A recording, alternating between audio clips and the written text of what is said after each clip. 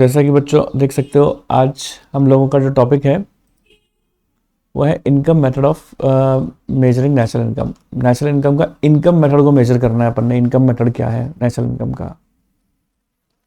कल अपन ने value addition method की बात कर ली थी। आज मैं आप लोगों से बात करने जा रहा हूँ इनकम मेथड की, और फिर इसके नेक्स्ट मेथड आता है एक्सपेंडिचर मेथड। तो इसके अंदर देखो, मैंने आप लोगों को जो पहले जब अपनी डिटेल क्लास हुई थी तो मैंने आप लोगों को बात बताया था इनकम मेथड के अंदर। वहाँ तो देखो हम निकालते हैं जीडीपी एट एमपी, लेकिन इनकम मेथड के अंदर जो निकलेगा ना वो निकलेगा एनडीपी एट एफसी। ये चीज़ थोड़ी सी ध्यान देने वाली बात है कि यहाँ पर क्या निकलने वाला है, एनडीपी एट एफसी, जिसको आप डोमेस्टिक इनकम बोलोगे। तो वैल्यू एडिशन में जीडीपी एट एमपी होता है, यहाँ क्या होगा, एनडीपी एट एफसी होगा। ठीक है, सारे लॉजिक पे मैं जा नहीं रहा, आप तो सीधी सी बात समझो। मुद्दे की बात करते हैं अपन, क्योंकि बहुत ज़्यादा उलझने की ज़रूरत नहीं है। सीधी सी बात है, ये बात आपको समझ में आ चुकी है कि इनकम मेथड के अंदर हमारा जो इनकम निकलती है वो एनडीपी एट एफसी होती है। अब ये किन किन चीज़ों से मिलकर बनती है? कंपेंसेशन ऑफ एम्प्लॉइज से, याद करना पड़ेगा, रेंट एंड रॉयल्टी से, इंटरेस्ट से, प्रॉफिट से, और mixed income from self employed से। ठीक है, देखो कैमरा बच्चों सारे ओपन करके रखोगे तो तुम्हारा ही फायदा है, इसमें तुम्हारी अटेंशन बनी रहेगी। जैसे कि मैं तुम्हें बताया था, अगर मैं ऐसे करके पढ़ाऊं तो बुरा लगेगा ना, है ना? लगेगा कि नहीं सर? बहुत बुरा लगेगा। तो बस ऐसे मुझे भी बुरा लग रहा है, तो जल्दी से आ जाओ, है ना? जिससे मैं सामने आया तुम भी आ जाओ। अब देखो यहां पर आती है बात कि इन सब चीजों को अगर आप जोड़ दो, ठीक है, इन सब चीजों में केवल ये आया है, बताता हूं आपको, मिक्स्ड इनकम भी नहीं आता, रेंट, रॉयल्टी, इंटरेस्ट और प्रॉफिट, खाली तो इतनों को जोड़ दो ना तो ये ऑपरेटिंग सरप्लस कहलाता है। ठीक है, क्या कहलाता है? Operating surplus. ठीक है, अब फिर मैंने आप लोगों को यहाँ पर क्या किस किस का डिफरेंस बताया था, रेंट का और रॉयल्टी का डिफरेंस बताया था कि रॉयल्टी जो होती है वो प्रोडक्शन पर बेस्ड होती है, रेंट जो होती है वो पर मंथ होती है ना? कंपेंसेशन ऑफ एम्प्लॉइज में किस किस चीज़ों को लेते हैं? बेसिक सैलरी को लेते हैं, जितने भी अलाउंसेज होते हैं उनको लेते हैं, कोई भी ऐसी चीज़ जो आपको इन काइंड मिल रही है आप उसको भी ले लोगे, यानी हर चीज़ को लेते हैं अपन इसके अंदर, है ना? देखो मैं फिर कह रहा हूँ, रिवीजन के अंदर बहुत सारा डिटेल के अंदर जाने की ज़रूरत नहीं होती है, क्योंकि वो सारी चीज़ें आपके कंसेप्ट को क्लियर करने के लिए ज़रूरी थी, वो क्लियर हो चुका था, अपना पहले ही हो चुका था। अब जो बातचीत चल रही है वो ये चल रही है कि फॉर्मूला क्या होता है सर, कैसे क्वेश्चंस आएंगे, फॉर्मूला कौन सा याद करना है ना? वो चीज़ें बताओ जो एग्जाम में लास्ट मिनट रिवीजन के लिए ज़रूरत हो, है ना? यही चाहोगे ना? अगर इसमें मैंने डिटेल बता दिया तो बोलोगे सर ये तो सर रिवीजन करना ही मुश्किल हो रहा है। वीडियो चाहता हूँ ऐसी बने जिसके अंदर लास्ट मिनट में भी आप उसको फास्ट फॉरवर्ड करके टक टक टक टक से देख लो कि जहाँ सर हाँ जी तसल्ली मिल गई, जो गैप आया उसके अंदर भी देख ली तो हाँ सर तसल्ली मिल गई, हो गया, है ना? तो देखो अब क्या चीज आ रही है यहाँ पर, कंपेंसेशन ऑफ एम्प्लॉइज। देखो कंपेंसेशन ऑफ एम्प्लॉय में क्या क्या चीजें आती हैं? कंपेंसेशन ऑफ एम्प्लॉय के अंदर आती है तो वेजेस और सैलरीज और social contribution made by employer. देख रहे हो आप, वेजेस एंड सैलरीज आ जाएगा और social contribution made by employer. Employer employer employer, employee नहीं। दो चीजें होती हैं, social contribution made by employee और social contribution made by employer. तो एम्प्लॉयर वाला लेना, एम्प्लॉय वाला मत ले लेना। ठीक है, अब वेजेस एंड सैलरीज की बात करूं तो wages and salaries in cash and wages and salaries in kind, दो तरीके की होती हैं। ठीक है, तो इन कैश की अगर मैं बात करूं तो इसमें क्या क्या चीजें आ जाएंगी? Basic salary, bonus, commission, allowances, DA, lunch allowance, uniform allowance. अगर मान लो आपको वेजेस एंड सैलरीज की जगह बेसिक सैलरी लिख दे, बोनस लिख दे, कमीशन लिख ले, तो सर खुजाने मत बैठ जाना, अरे सर ये कहाँ आता है, आउट ऑफ कोर्स आ गया, ऐसे मत करना। मतलब यही होता है इन कैश इसका। ठीक है, हाँ सर। सर डांटते क्यों? डांट थोड़ी ना रहा हूं, बता रहा हूं ऐसी गलतियां बच्चों से हो जाती हैं, फिर वो सर खुजाते हुए आते हैं, दो दांत निकालते हुए आगे के, हैं पीले पीले दांत, सर सर हमसे गलती हो गई सर, ये सर आउट ऑफ कोर्स आ गया। अरे आउट ऑफ कोर्स नहीं है भाई, तुम ढंग से नहीं पढ़ोगे तो आउट ऑफ कोर्स नजर आएगा, है तुम्हारा mind he out of course है। तो इसलिए पढ़ाई ढंग से करना जरूरी है। ध्यान रखना, फैसिलिटी इन काइंड में आपको मोटर कार की फैसिलिटी मिल गई, पैसे नहीं मिले, रेंट फ्री एकोमोडेशन है, इंटरेस्ट ऑन लोन है, तो ये सारी चीजें होती हैं। ठीक है ना? अब आती है देखो बात यहाँ पर हालांकि पहला एग्जाम आपका बिजनेस स्टडीज का है, नो प्रॉब्लम एट ऑल, याद रखना इकोनॉमिक्स का कोर्स ज़्यादा लेंदी है बिजनेस स्टडीज से, ठीक है। तो बिजनेस स्टडीज भी पढ़ते जाओ, ये मत सोचना देखो 15 तारीख के बाद तो आप लोगों को यही काम करना है, 15 तारीख के बाद तो आपको बिजनेस स्टडीज में ज़्यादा समय देना ही पड़ेगा। तो 15 तारीख से पहले जितने भी आप कर सकते हो अपना इकोनॉमिक्स को उतना आप कर लो तो ज़्यादा ठीक रहेगा, है ना। अब आती है देखो बात यहाँ पर, रिटायरमेंट बेनिफिट स्कीम के अंदर देखो कौन सी आ गई, पेंशन आ गई, प्रोविडेंट फंड आ गया, तो ये समझ के चलना ये सब हमारे यही हैं जिसको बोलते हैं social contribution made by employer ही हैं, ठीक है। आ जाओ, अब आ जाओ, ये सारी देखो चर्चाओं पे नहीं पढ़ूंगा मैं, बस मैंने आपको बता दिया employer employer employer employer employer यही लेना है, एम्प्लॉई नहीं लेना। एम्प्लॉयर का मतलब होता है बॉस, बॉस का कंट्रीब्यूशन लोगे, खुद का कंट्रीब्यूशन नहीं लोगे। समझ में आई कि नहीं आई? हाँ सर समझ में आ चुकी है, ठीक है जी बच्चों, आगे बढ़ते हैं। अब देखो कंपनसेशन ऑफ एम्प्लॉय को हम प्यार से मम्मी इसको COE भी बुलाती है, तो कोई बड़ी बात नहीं है, ठीक है। मैंने इसकी सारी थ्योरेटिकल बातें लिखवाई है, क्या है क्या नहीं, हम तो बस इतनी बात जान गए ना, एम्प्लॉयर लेना है, खत्म बात। रेंट एंड रॉयल्टी, बस इतनी बात समझ लो, रेंट एंड रॉयल्टी लेनी है। अब जैसे मैंने आप लोगों को इसके अंदर एक चीज बताई थी, मैंने क्या बताया था, देखो रेंट भी लेते हो रॉयल्टी भी लेते हो, लेकिन एक होता है इम्प्यूटेड रेंट, ठीक है। इम्प्यूटेड रेंट का मतलब होता है जैसे अब मैं जिस जगह अपना ये इंस्टीट्यूशन चला रहा हूँ, ठीक है, अगर इस जगह ये इंस्टीट्यूशन मेरा खुद का नहीं होता, मैं अगर ओनर नहीं होता यहाँ का, तो किराए पर लेकर देना पड़ता, ठीक है। सेम जगह अगर मुझे किराए पर लेता तो मुझे कितना किराया देना पड़ता, मैं यहाँ का ओनर हूँ इसलिए मुझे कुछ नहीं देना पड़ रहा, तो उसको हम इम्प्यूटेड रेंट बोलते हैं। मार्केट वैल्यू निकाल लो, अगर यही रेंट देना पड़ता मुझे तो कितना देना पड़ता, that is the imputed rent. तो उस इम्प्यूटेड रेंट को भी लेना पड़ता है आपको, ठीक है। इसके अंदर रेंट एंड रॉयल्टी के अंदर अगर इम्प्यूटेड रेंट आएगा तो उसे भी लेना पड़ेगा। यही एग्जांपल मैंने धीरज सर क्लासेस का आपको उस वक्त भी दिया था, है ना। बाकी सब चीज़ें कुछ खास नहीं है, बस ठीक है, एक बार वन टाइम रीड के लिए, बहुत इंपॉर्टेंट नहीं है, मैं मुद्दे की बात बताता चलूँ तो यही सब चीज़ें आएंगी इसके अंदर, ठीक है। चलिए बढ़ते हैं आगे की ओर, ठीक है। ऐसे ही आपका जो इंटरेस्ट है, इंटरेस्ट का पैसा, जैसे हम मार्केट से लोन लेकर आते हैं उसको इंटरेस्ट देते हैं, ठीक है। अगर मान लो मार्केट से लोन लेने नहीं गए आप, ठीक है, और इंटरेस्ट आपने खुद का ही पैसा लगा दिया, तो अगर वही पैसा अगर आप मार्केट से लेने जाते तो कितना इंटरेस्ट देते, वही इंटरेस्ट अब मान लो, तो that is the impute interest, है ना, तो वो भी लेंगे।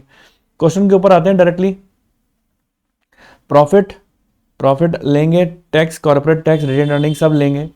ये सीरियल ऑर्डर याद रखना जरूरी है। देखो सबसे पहले प्रॉफिट होता है, फिर कॉर्पोरेट टैक्स लेस करते हैं, प्रॉफिट आफ्टर टैक्स आता है, फिर रिजर्व लेस करते हैं, फिर डिविडेंड लेस करते हैं, फिर रिटेन अर्निंग आता है। तो ये मेरे को लगता है कि जो कॉमर्स वाले बच्चे हैं उनको तो बहुत भली बात ही पता है, और जो कॉमर्स वाले नहीं है वो इस चीज़ों को याद कर लें, ठीक है। तो अब profit is equals to corporate tax, reserve, dividend, retain earning. कई बार क्वेश्चन के अंदर क्या होता है, जैसे प्रॉफिट दे देते हैं और ये सब चीज़ें भी दे देते हैं आपको बुद्धू बनाने के लिए, समझ रहे हो मेरी बात। तो बच्चा क्या काम करता है, प्रॉफिट भी ले लेता है, फलाना डीम का ब्ला ब्ला ब्ला सबको ले लेता है। अब आपको समझना चाहिए ना, क्वेश्चन के अंदर प्रॉफिट दे रखा है, इसका मतलब प्रॉफिट के अंदर सारी चीजें जुड़ी हुई हैं पहले से ही, है ना। Mixed income from self employed क्या होता है, मिक्स्ड इनकम का मतलब है जब आपको बाइफरकेट करना आपके लिए पॉसिबल नहीं होता तो वो मिक्स्ड इनकम कहलाती है, ठीक है। जैसे मैंने एग्जांपल दिया, mister Dheeraj Malhotra is running a production factory of producing toy in his own name, Dheeraj Toy Factory, in his own house. He has invested the amount from his own account and he is the only person to work in a factory. मेरा ही घर, मतलब उसी को मैंने factory बना दिया, ठीक है, टॉय फैक्ट्री चला रहा हूं मैं वहां पर, ठीक है, और मैंने खुद का ही पैसा, कहीं से लोन भी नहीं लिया। तो ऐसे केस के अंदर कैसे बाइफरकेट करोगे कि रेंट कितना है, इंटरेस्ट कितना है। तो जो मैं कमा रहा हूं दैट इज द क्या होगा, मिक्स्ड इनकम होगी वो, जिसमें बाइफरकेशन करना पॉसिबल नहीं है कि इसमें रेंट कितना है, इंटरेस्ट कितना है, ये पॉसिबल नहीं है। तो अब इनकम मेथड के अंदर मेरे प्यारे बच्चों सिर्फ आपको ये क्रक्स में बताऊं तो ये फॉर्मूला याद रखने की जरूरत है, compensation of employees plus rent and royalty plus interest plus profit, और मिक्स्ड इनकम भी जोड़ देना, इससे आपका एनडीपीएट आ जाएगा, ठीक है। अब इस क्वेश्चन को देखो, देख लेते हैं, क्वेश्चन को धीरे धीरे समझा दूंगा तो बातें समझ में आ जाएंगी आप लोगों को, लेकिन उससे पहले ले लेते हैं आपकी अटेंडेंस। अब देखो नेक्स्ट जो हमारे पास आ रहा है वो क्या चीज आ रही है, नेक्स्ट देखो अब ये हमारे को जो क्वेश्चन दे रखा है, अब इसके अंदर मिक्स्ड इनकम दे रखा है। अभी मैंने आप लोगों को बताया मिक्स्ड इनकम लेते हैं, तो देखो ले लिया सोल्यूशन में। फिर क्या बताया, इंटरेस्ट, रेंट, रॉयल्टी, डिविडेंड और profit after tax. Oh my God, sir आपने बताया था प्रॉफिट दे रखा हो तो रेंट, रॉयल्टी, इंटरेस्ट, ये इसका जोड़ होता है, डिविडेंड का इन सब का जोड़ होता है ना। तो ये किस किस चीज का जोड़ है देख लें एक बार ऊपर, प्रॉफिट इसमें अपना प्रॉफिट देखते हैं। देखो प्रॉफिट किस किस चीज का जोड़ा है, रिजर्व का, डिविडेंड का, रिटेन अर्निंग का, कॉर्पोरेट टैक्स का। तो कॉर्पोरेट टैक्स, रिजर्व, डिविडेंड कुछ दे रखा है क्या, डिविडेंड दे रखा है, रेंट रॉयल्टी नहीं, इंटरेस्ट नहीं, प्रॉफिट इज द प्रॉफिट। और किसका जोड़ होना चाहिए, कॉर्पोरेट टैक्स का, रिजर्व्स का, डिविडेंड का, रिटेन अर्निंग का। तो डिविडेंड हमारे लिए क्या हो गया, कूड़ा हो गया, कूड़ा। क्यों कूड़ा हो गया, मतलब ही नहीं है, वो तो ऑलरेडी जुड़ा हुआ है ना। लेकिन प्रॉफिट आफ्टर टैक्स है, बिफोर टैक्स होता तो मैं टैक्स भी नहीं जोड़ता। अब यहां पर आपको टैक्स तो जोड़ना पड़ेगा साहब, क्योंकि प्रॉफिट आफ्टर टैक्स है, जोड़ दिया। ठीक है, सब कुछ फॉर्मूला बेस्ड है और पक्के से क्वेश्चन आने हैं इसके, है ना। इंटरेस्ट देखो, इंटरेस्ट कितना दे रखा है, ये 600 का दे दिया इंटरेस्ट, है ना। रेंट रॉयल्टी 400, वो जोड़ दिया। कंपेंसेशन ऑफ एम्प्लॉइज, वो जोड़ दिया। Social contribution made bye employee, social contribution made bye employee आएगा क्या, नहीं। अब आती है बात social contribution made by employer, social contribution made by employer. तो एक बात बताओ, social contribution made by employer क्या अलग से जोड़ने की जरूरत है, आंसर है नक्को नक्को। क्यों नक्को नक्को, क्यों, क्योंकि कंपेंसेशन ऑफ एम्प्लॉइज दे रखा है अगर आपको, कंपेंसेशन ऑफ एम्प्लॉइज, है ना, तो उसके अंदर social contribution made by employer अपने आप जुड़ा हुआ होगा ना। क्योंकि कंपेंसेशन ऑफ एम्प्लॉइज दो चीज से मिलकर बनता है, वेजेस एंड सैलरीज से और social contribution made by employer से। तो social contribution made by employer को आपको अलग से जोड़ने की जरूरत नको नको। समझ में आई बात, यहां तक अगर बातें क्लियर हो गई, अच्छी तरीके से क्लियर हो गई, तो लाइक मार दो और कैमरे को भी ओपन कर लो, ताकि बात मेरे को लगे कि हाँ अच्छी तरह समझ में आ चुका है। और बहुत अच्छी तरह समझ में आया तो जरा आप चैट बॉक्स में लिख दो सर जेएमडी जेएमडी जेएमडी, क्योंकि देखो जितना नाम जब करेंगे उतना बढ़िया सब चीजें रहेंगी। जेएमडी लिख दो, JMD sir, JMD JMD JMD मतलब जय माता दी, जय माता दी, जय माता दी, जय माता दी साहब, जय माता दी। सबको समझ में आ चुका है, बहुत बढ़िया, भगवान सब बढ़िया करेंगे। फुल ऑफ एनर्जी के साथ अपन को एग्जाम देकर आना है। जो होगा हर चीज को, अच्छा होगा तो अच्छे को गले लगाऊंगा, बुरा होगा तो बुरे को गले लगाऊंगा। मेरी मेहनत मेरे सामने लेकर रंग लेकर आएगी, बात खत्म। जो मेहनत की है सामने समझ में आएगी। तो जय माता दी के साथ बढ़ते हैं अपने अगले क्वेश्चन की तरफ। तो कैलकुलेट करना है अपन को इसके अंदर डोमेस्टिक इनकम यानी NDP at FC by income method हमने कर लिया, 4360 आ चुका है। अब आता है देखो हमारा अगला क्वेश्चन।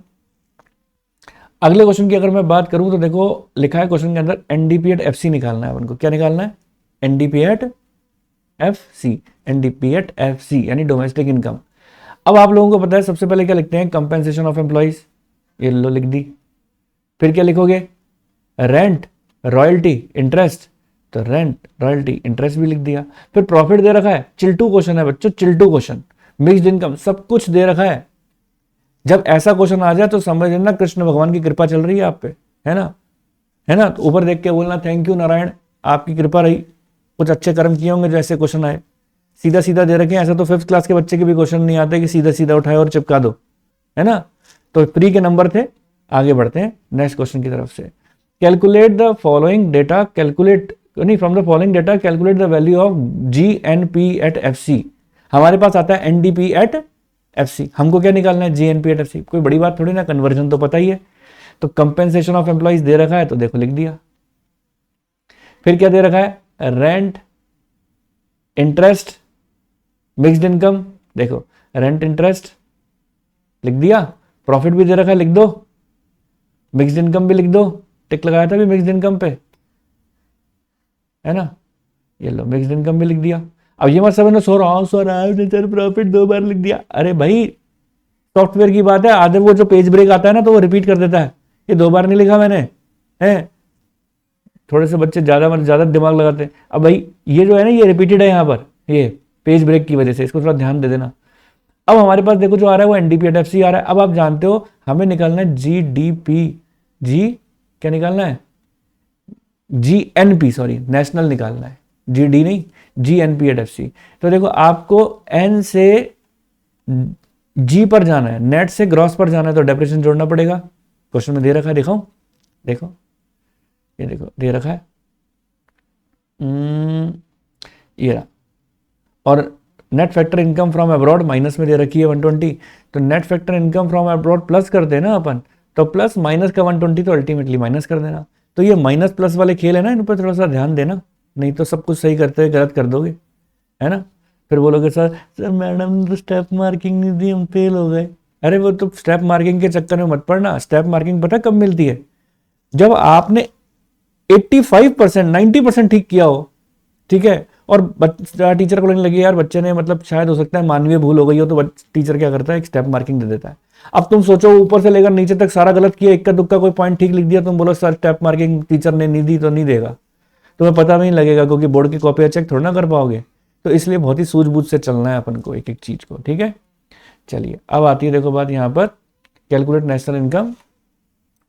नेशनल इनकम कैलकुलेट करनी है इस वाले क्वेश्चन के अंदर भी, तो आओ बता देता हूँ। कंपेंसेशन ऑफ एम्प्लॉइज लिख लें। Sir wages salaries wages in kind भी लिखो। मैंने कहा 2 चांटे। सर क्यों कर रहे हो सर 2 चांटे? कंपेंसेशन ऑफ एम्प्लॉइज दे रखा है तो उसमें तो ऑलरेडी जुड़ा हुआ होता है ना। हाँ वही तो। अब देखो ऑपरेटिंग सरप्लस दे रखा है, तो इंटरेस्ट, जो इंटरेस्ट हो गया, रॉयल्टी हो गया, प्रॉफिट हो गया, अलग से जोड़ने की जरूरत नहीं है आपको।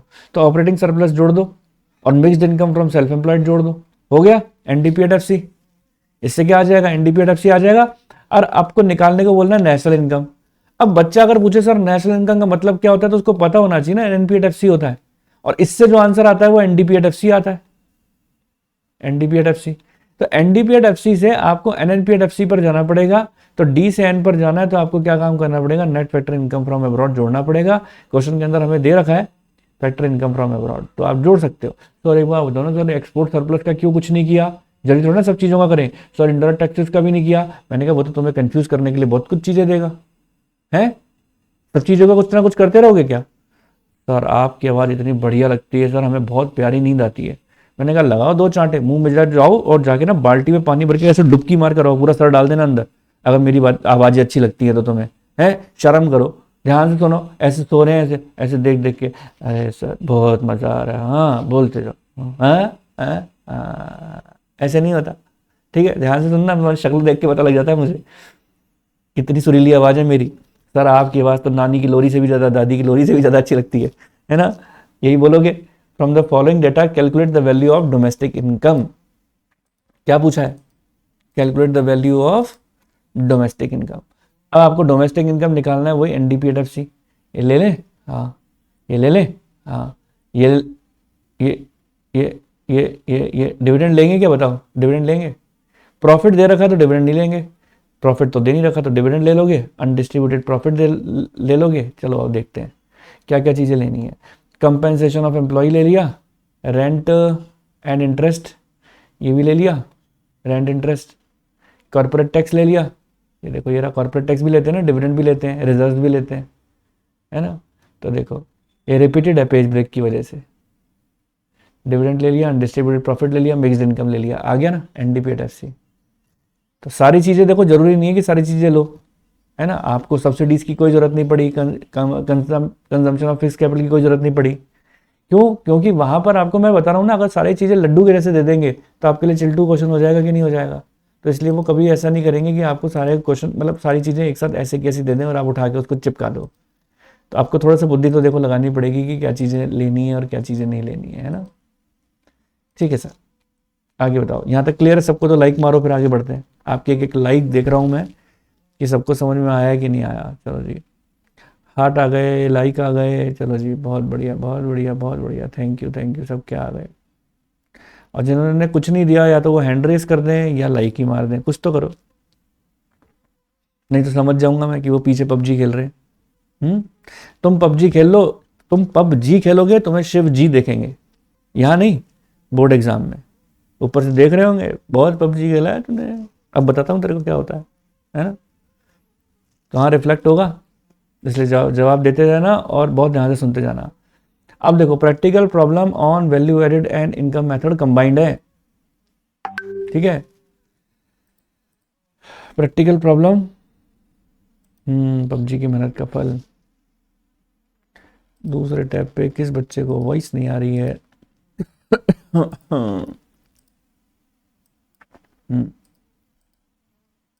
चलो जी, अब लिखें, आगे देखते हैं। देखो यहाँ देखो, फर्स्ट में अपन ने क्या निकालने का, एनडीपीएफसी, और सेकंड में इनकम मेथड। तो सबसे पहले देखो यहाँ पर आप सेल्स देखो, सेल्स है क्या? जी हाँ, जी हाँ है, जी हाँ सेल्स दे रखी है। क्या लेते हैं अपन वैल्यूएशन मेथड में? Sales plus change in stock plus क्या लेते हैं?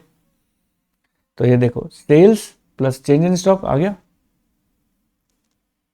और सेल्फ कंजम्पशन भी लेते हैं, वो दे नहीं रखा, तो ये आपका वैल्यू ऑफ आउटपुट हो जाएगा। अब वैल्यू ऑफ आउटपुट आपके पास आ चुका है।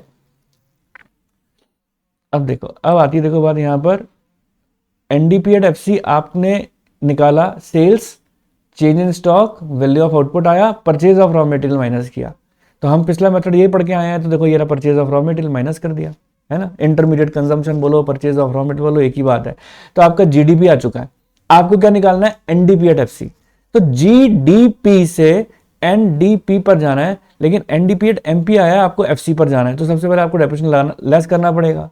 जैसे ही आपने डेप्रिसिएशन लेस किया 500 का, तो वो जीडीपी जो है वो एनडीपी में आ गया आपका। अब नेट इंडायरेक्ट टैक्सेस माइनस करेंगे।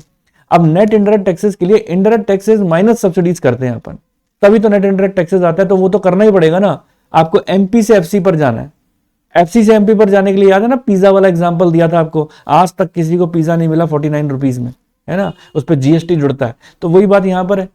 तो जीएसटी अपन जोड़ देंगे, इंडायरेक्ट टैक्सेस अपन जोड़ेंगे, तो एफसी से एमपी पर जाएंगे। लेकिन यहां पर आपको एमपी से एफसी पर जाना है, तो उसको आपको माइनस करना पड़ेगा। तो सिंपल। मुझे लगता है कि सारी बातें आप लोगों को याद आ रही होंगी।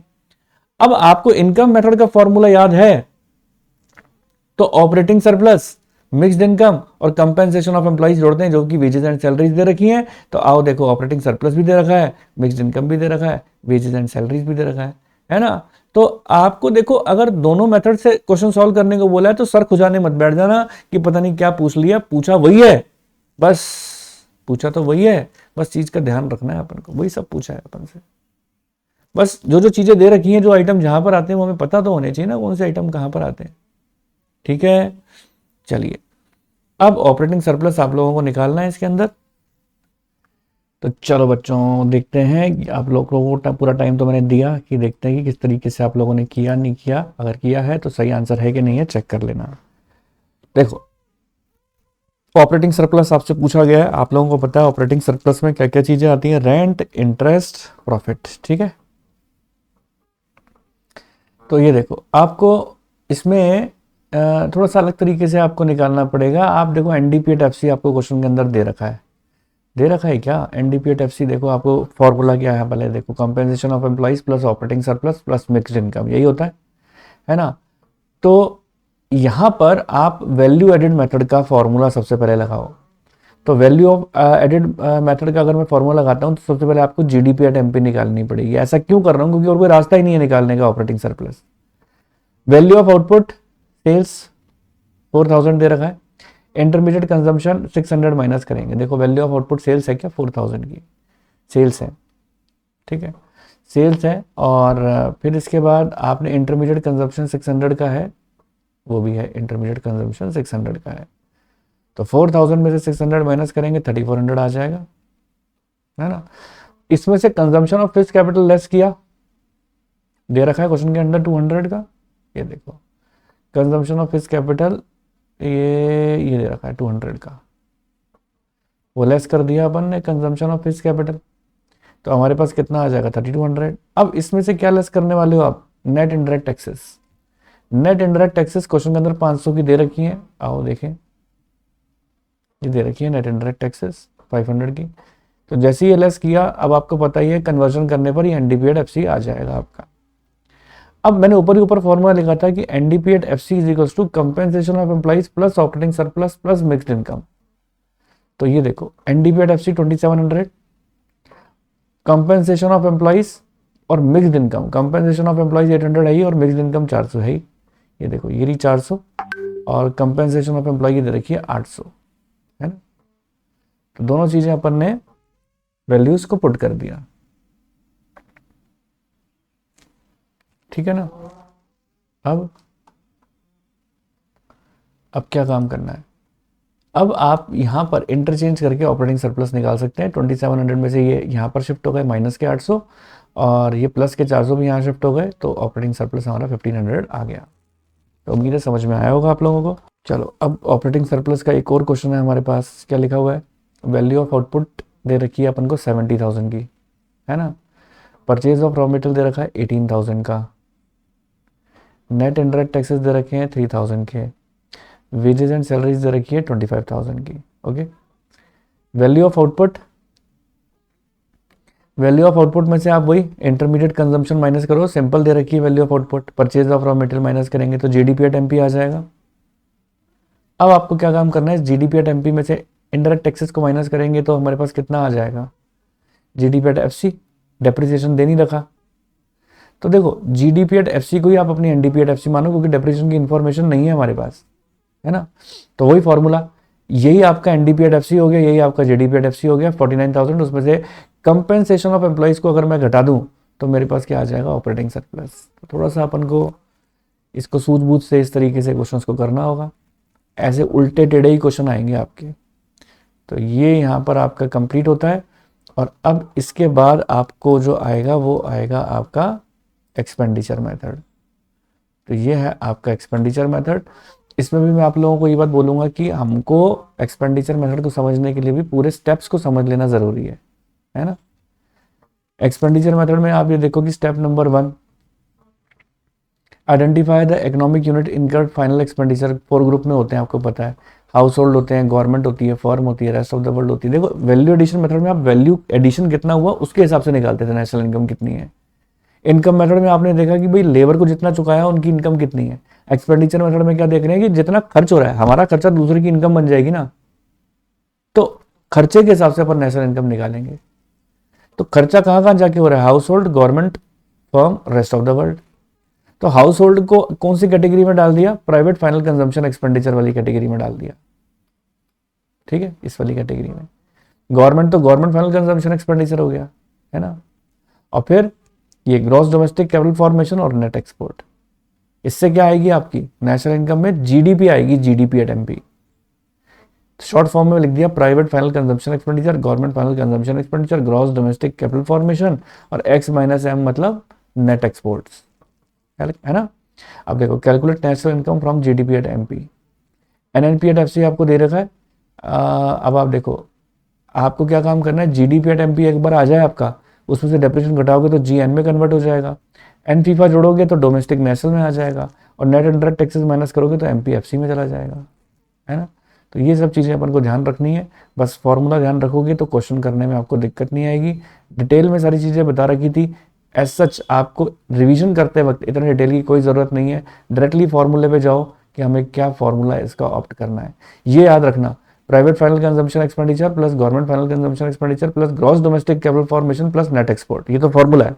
अब कई बार क्या होता है, आपको क्वेश्चन के अंदर ग्रॉस डोमेस्टिक कैपिटल फॉर्मेशन ना देके ये दे देते हैं, gross domestic fix capital formation और इन्वेंट्री इन्वेस्टमेंट, इन दोनों को जोड़ करके बनता है GDCF, यानी ग्रॉस डोमेस्टिक कैपिटल फॉर्मेशन। मान लो क्वेश्चन के अंदर ग्रॉस डोमेस्टिक कैपिटल फॉर्मेशन है और इन्वेंट्री इन्वेस्टमेंट है, तो आपको इन्वेंट्री इन्वेस्टमेंट का कुछ नहीं करना। मान लो क्वेश्चन में ग्रॉस डोमेस्टिक कैपिटल फॉर्मेशन है और gross domestic fixed capital formation भी है, तो आपको gross domestic fixed capital formation का कुछ नहीं करना। क्वेश्चन के अंदर ग्रॉस डोमेस्टिक कैपिटल फॉर्मेशन दे रखा है, sorry gross domestic capital formation नहीं दे रखा है, और नीचे की 2 चीजें दे रखी है, इन्वेंट्री इन्वेस्टमेंट और gross domestic fixed capital formation, तो दोनों को जोड़ देना ताकि GDCF आ जाए, है ना। अब मजे की बात यह है कि GDFCF यानी gross domestic fixed capital formation भी 3 चीजों से मिलकर बनता है, residential plus business plus public. यानी रेजिडेंशियल का कितना फिक्स्ड कैपिटल फॉर्मेशन है, बिजनेस का कितना है और पब्लिक का कितना है। और इन्वेंट्री इन्वेस्टमेंट होती यही है, closing stock minus opening stock, जिसे अपन चेंज इन स्टॉक कहते हैं। बाकी बातें तो देखो क्वेश्चन के थ्रू ही अच्छी तरीके से समझ में आती हैं, इन चीजों को बस फॉर्मूले को अपन को ध्यान रख के चलना है कि फॉर्मूले में क्या दे रखा है। प्रीकॉशंस पढ़कर जाना अच्छी तरीके से, क्योंकि थ्योरेटिकल क्वेश्चंस के अंदर पूछ लिए जा सकते हैं आपसे प्रीकॉशन, ठीक है। तो एक क्वेश्चन इसका देख लेते हैं, फिर बाकी के क्वेश्चन पूरा कंप्लीट कल करा के और नया चैप्टर भी मोस्ट प्रोबेबली कल चालू कर देंगे। कैलकुलेट जीडीपी एट एमपी, आपको प्राइवेट फाइनल कंजम्पशन एक्सपेंडिचर दे रखा है 1200 करोड़ का, ठीक है, ये रहा, और ये जुड़ जाएगा, गवर्नमेंट फाइनल कंजम्पशन एक्सपेंडिचर जुड़ जाएगा, ठीक है। ग्रॉस फिक्स कैपिटल फॉर्मेशन आपको दे रखा है, तो आपको इस इन्वेंट्री का कुछ नहीं करना होगा, ठीक है। और फिर इंपोर्ट माइनस एक्सपोर्ट करके ये आ जाएगा अपना नेट एक्सपोर्ट, ठीक है ना। एक्सपोर्ट माइनस इंपोर्ट करके देख लो, ग्रॉस, एक मिनट, क्या दे रखा था, ग्रॉस फिक्स कैपिटल फॉर्मेशन दे रखा है, ग्रॉस डोमेस्टिक कैपिटल फॉर्मेशन दे रखा होता तो चेंज इन स्टॉक का कुछ नहीं करते। यहाँ ग्रॉस फिक्स्ड कैपिटल फॉर्मेशन है तो चेंज इन स्टॉक जोड़ना पड़ेगा। ये इंपॉर्टेंट चीज थी जो मैं बताना चाह रहा था आपको, फिर से सुन लो। ग्रॉस फिक्स्ड कैपिटल फॉर्मेशन दे रखा है क्वेश्चन के अंदर, अगर ये दे रखा होता ग्रॉस डोमेस्टिक कैपिटल फॉर्मेशन तो हमको फिर ऐसे केस के अंदर चेंज इन स्टॉक का कुछ नहीं करते, लेकिन यहाँ फिक्स्ड कैपिटल फॉर्मेशन है इसलिए चेंज इन स्टॉक भी जोड़ना पड़ेगा। तो उम्मीद करता हूं यहां तक की बात सभी बच्चों को अच्छी तरह समझ में आई होगी। फटाफट समझ में आ गया तो फटाफट से लाइक मारो ताकि मुझे पता लग जाए कि हाँ सभी बच्चों को क्लियर हो चुका है। लाइक मारो फटाफट से, चलो जी, लाइक आते चले जा रहे हैं सभी बच्चों के। तो उम्मीद करता हूं यहां तक आप सभी बच्चों को अच्छी तरीके से समझ में आया होगा। समझ में आया तो मेरे वीडियो को लाइक कर देना, अपने दोस्तों के साथ शेयर कर देना, और मिलते हैं अपने नेक्स्ट वीडियो के साथ। तब तक के लिए ओके, टाटा बाय बाय।